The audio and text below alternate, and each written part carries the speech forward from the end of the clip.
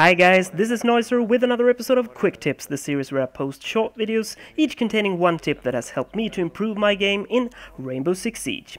When I'm watching some of my own gameplay from last week, I realized a couple of things about my behavior that often determines if I win or lose a firefight.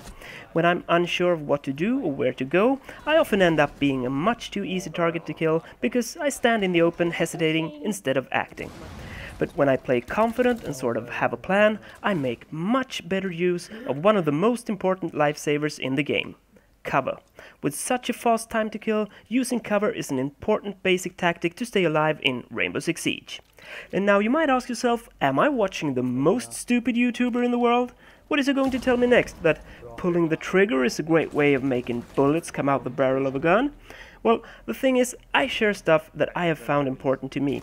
Things that has helped me to improve my game. That is what the Quick Tip series is all about, and I've never thought of cover in the way that I am now, after watching some of my own ranked gameplay from the other week. What I try to remember is one thing really: moving from cover to cover.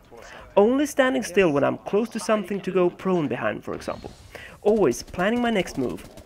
When moving in to secure an objective, for example, I try to aim for some sort of cover, unless I know exactly where the enemy is, of course, and I'm going for a peek. In this situation, for example, I ended up being the last one alive on my team and needed to get into the objective. My aim here was just to get inside behind the crates to be able to start securing with some sort of cover between me and the enemy, as I knew there had been someone inside ladder room as well. In this case, I ended up not needing the cover at all, but when watching this, it was quite obvious to me that this was the right choice, even if the enemy would have been next to the objective. Of course, there are players who can just rush in and take care of the last couple of defenders just because of superior skill, but I'm not one of those players. And I'm pretty sure that most Rainbow Six Siege players are closer to my skill level than one of the pros. In the same game session, I also ended up in a 1v4 clutch, which is not something I usually survive.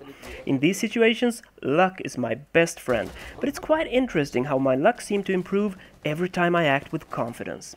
When moving without hesitation from cover to cover and using the cover to my advantage to force the enemy to make a move. In this case, the cover gives me something more than protection from incoming bullets. It gives me the possibility to get the upper hand. Of course, just sitting here hiding would do me no good.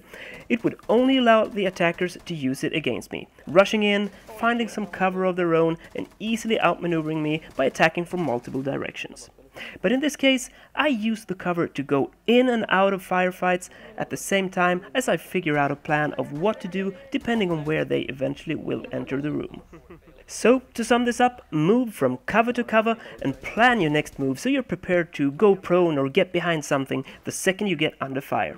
In my opinion, this is often better than slowly peeking a corner because you don't know where a defender is hiding, for example. It can be much more rewarding to rush in behind a cover, as your enemy often can't help emptying a mag in your general direction, and because a moving target is much harder to hit. So that's about it for today, guys. What are your thoughts around this video? Did you realize something about your own game, or perhaps something I do or don't do that could help me improve even more? Don't hesitate to share your own thoughts, tips and tricks by leaving a comment below. And please give me a thumbs up if you found this video helpful, as that is one thing that really keeps me motivated. If you're not already a subscriber, hit that subscribe button to stay up to date with my future content. On Thursday, it's time for another episode of Equipped, and until then, I will keep being Noiser. Hej då!